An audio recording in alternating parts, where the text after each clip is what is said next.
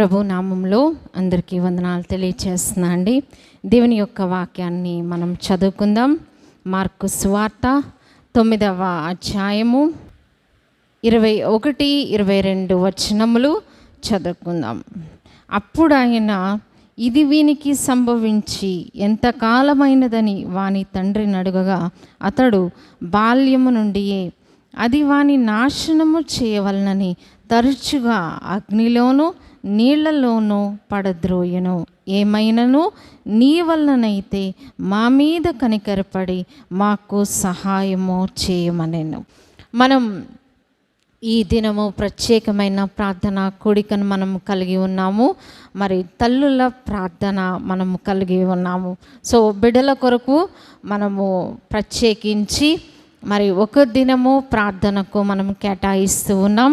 So ఈ దినము మరి తల్లులముగా ఎందుకు ప్రార్థన చేయాలి, ఎలాగో ప్రార్థన చేయాలి అనే విషయాలు మనం జ్ఞాపకం చేసుకుంటూ ఉన్నాం. సో ఈ దినం మనం నేర్చుకునే పాఠము మార్కు సువార్త 9వ అధ్యాయంలో మనము చూసినట్లయితే 14 నుండి మరి 29 వరకు కూడా ఒక మరి సందర్భంగా మనం చూస్తూ ఉన్నాం. ఒక తండ్రి తన కుమారుని గురించి పడిన ఆవేదన ఇక్కడ మనం చూస్తూ ఉన్నాం. మరి ఈ యొక్క భాగము మనందరికీ తెలిసిన భాగమే అయినప్పటికీ మనము ప్రభు ఇచ్చిన తలంపులు జ్ఞాపకం చేసుకుందాం.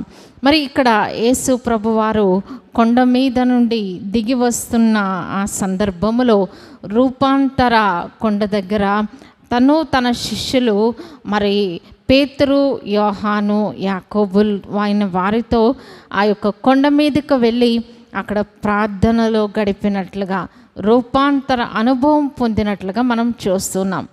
3 శిష్యులు యేసు ప్రభువుతో ఉండగా మిగిలిన 9 మంది ఎక్కడున్నారండి? కొండ కింద ఉన్నారు. సరే, ఈ లోపుగా ఆయన ప్రార్థన చేసి దిగవచ్చే లోపు అక్కడ జరిగిన సందర్భం ఏంటంటే, ఒక తండ్రి ఏం చేశారండి, తన బిడ్డను తీసుకొని వచ్చారు. ఆ బిడ్డ యొక్క పరిస్థితి ఎలాగూ ఉన్నది అని మనము చూసినట్లయితే 17వ వచనంలో మోగదయ్యము పట్టిన కుమారుడు. సో ఆ బిడ్డకి ఏముందట, మోగతనం ఉన్నట్లుగా మనం చూస్తూ ఉన్నాం. అయితే ఈ యొక్క శిష్యులు 9 మంది కూడా ఆ యొక్క దెయ్యాన్ని వెళ్ళగొట్టలేకపోయినట్లుగా మనం చూస్తున్నాం. అయితే యేసు ప్రభు తన శిష్యులతో 3 శిష్యులతో కొండ మీద నుండి దిగివచ్చినప్పుడు వాళ్ళు అడుగుతూ ఉన్నారు. ఆ తండ్రి పరిగెత్తుకొని మరి ప్రభు దగ్గరకు వచ్చారు. ఏమంటూ ఉన్నారు? ప్రభా, నా కుమారుని యొక్క పరిస్థితి చాలా భయంకరంగా ఉంది అని చెప్తూ ఏం చేస్తూ ఉన్నారండి? 18వ వచనంలో ఇంకా ఏం చెప్తున్నారంటే, అది ఎక్కడ వానిని పట్టునో అక్కడ వానిని పడద్రోయను. సో ఈ యొక్క దురాత్మ సర్టెన్ టైమ్స్లో ఆ బిడ్డ మీదకి రావడం జరుగుతుంది. సో ఆ యొక్క దెయ్యం పట్టినప్పుడు ఆ బిడ్డ యొక్క పరిస్థితి ఎలా ఉంటుందట? పట్టగానే అతనిని పడద్రోసేస్తూ ఉంది. ఇంకేం జరుగుతుందట? అప్పుడు వాడు నురగు కార్చుకొని పండ్లు కొరుకుకొని మూర్ఛిల్లును. సో ఏం జరుగుతుందండి? ఆ దయ్యం రావడము, ఆ బిడ్డను పడవేయడము, ఆ బిడ్డ నురగ కార్చుకుంటూ మూర్ఛిల్లిపోవడం, ఇంత భయంకరముగా ఆ బిడ్డ యొక్క పరిస్థితి ఉంది. అయితే ఈ శిష్యులైతే వెళ్ళగొట్టలేకపోయారు అని ఈ తండ్రి బాధపడుతూ ఉన్నాడు. ప్రభువా, ఏమైనాను నీ వల్లనైతే నా బిడ్డను బాగు చేయమని అడుగుతున్నారు. అప్పుడు ప్రభువారు ఏమంటున్నారండి? మనము చూసినట్లయితే మరి ఆ యొక్క శిష్యులను గద్దించినట్లుగా మొట్టమొదట చూస్తూ ఉన్నాం. మొట్టమొదట ఆ 9 మంది శిష్యులను ఏమంటున్నారు? విశ్వాసము లేని తరము వారులారా అని ప్రభు సంబోధిస్తూ ఉన్నారు. అంటే ఎందుకు ప్రభు ఆ విధంగా గద్దించాల్సి వచ్చిందంటే, శిష్యులకు ఇక్కడ ఏం లేదండి, విశ్వాసము లేదు. అందువలన వారు ఆ దయ్యాన్ని వెళ్ళగొట్టలేకపోయారు. మనము కూడా భక్తిలో సాగుతున్న, విశ్వాసంలో సాగుతున్న దేవునిలో కొనసాగుతున్నప్పటికీ అనేక సార్లు మన జీవితాల్లో శక్తి లేని భక్తిని మనము చేసేవారమై ఉన్నాం.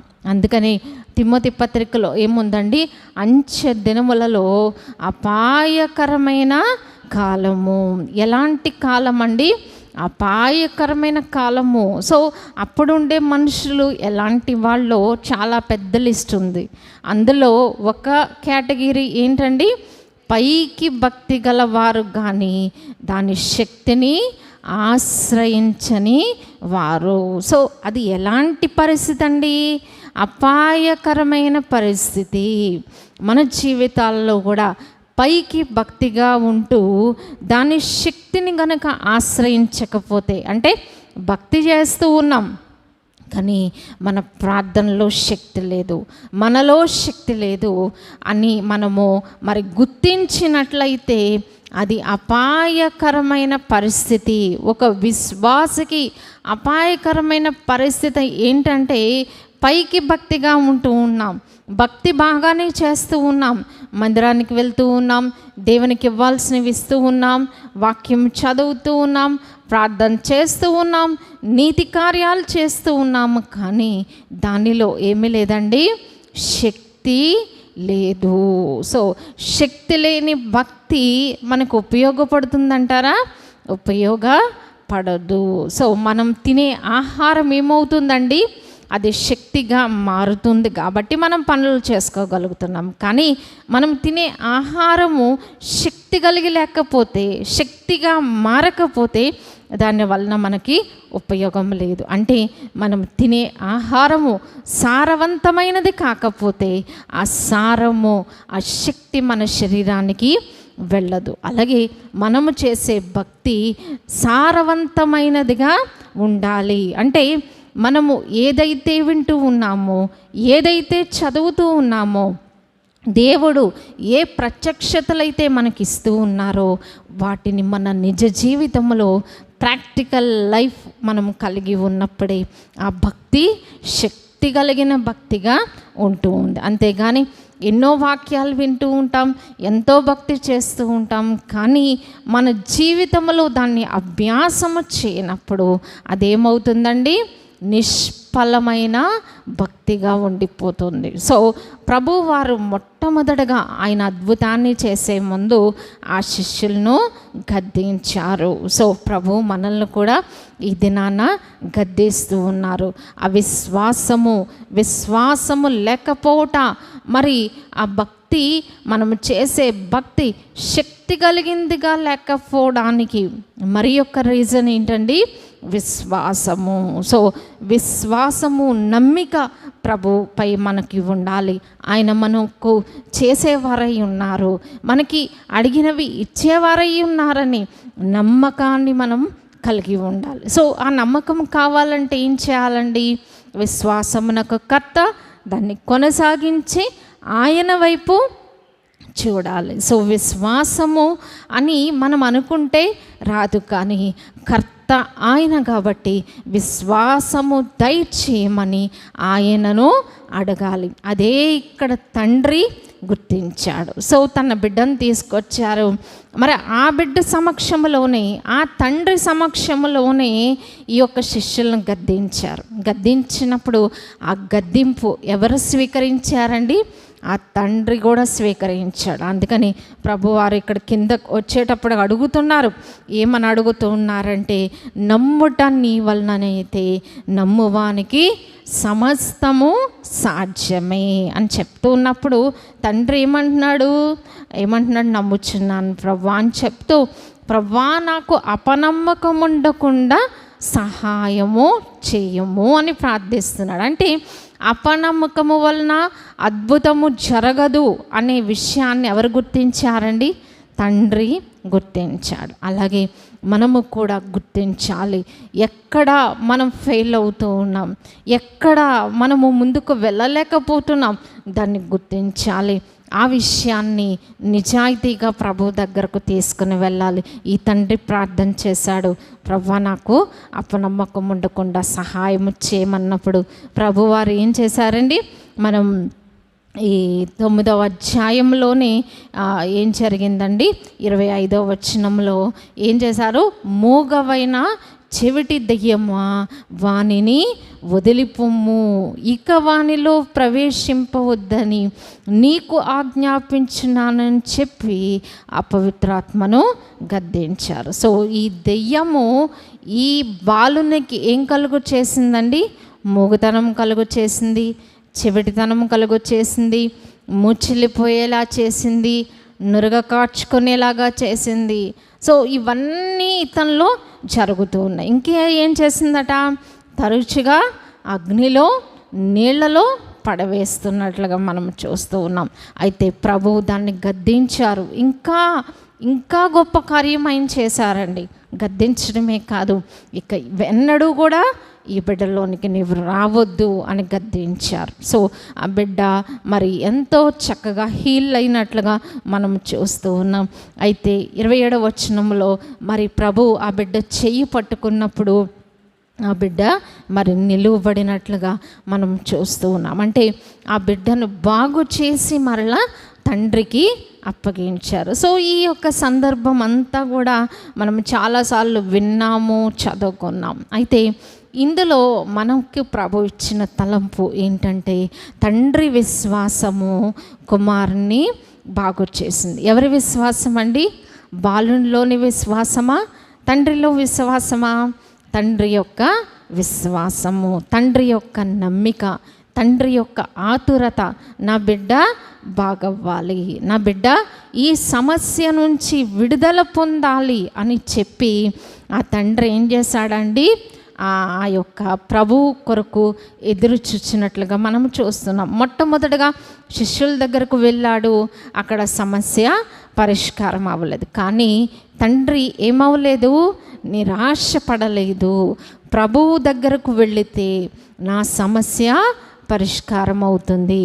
ఆ తండ్రిని వేడుకుంటే, యేసు ప్రభువుని ఆశ్రయిస్తే నాకు, నా బిడ్డకు గొప్ప విడుదల కలుగుతుందనే నమ్మికతో ఆయన ఏం చేశారండి, ఆయన వెయిట్ చేశారు. ప్రభువారు కొండ దిగి వచ్చే వరకు కూడా ఆయన వారి కొరకు మరి వెయిట్ చేసి అప్పుడు ప్రభువు దగ్గరకు వెళ్ళి తన సమస్య చెప్పుకున్నప్పుడు తనకి గొప్ప విడుదల కలిగింది. సో ఈ తండ్రి కనుక, ఈ చిన్న బిడ్డ యొక్క తండ్రి అలాంటి స్టెప్ ముందుకు వేయకపోతే ఇంకా ఎంత కాలం ఆ బిడ్డ సఫర్ అవును. ఇప్పటి నుంచి సఫర్ అవుతున్నాడంట, బాల్యం నుండి కూడా ఆ బిడ్డకి పరిస్థితి కలుగుతూ ఉంది.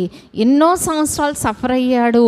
ఆ సమస్యకు పరిష్కారం కోసం ప్రభువుని ఆశ్రయించాడు. కానీ మరి ఈ బిడ్డకు ఆ సమస్య తెలీదు, సమస్యకు పరిష్కారము కూడా తెలియదు. కానీ ఇక్కడ తండ్రి ఏం చేశాడంటే, తన తండ్రి ప్రేమను చూపిస్తూ ఆ ప్రభువు దగ్గరకు వెళ్ళినట్లుగా మనం చూస్తూ ఉన్నాం.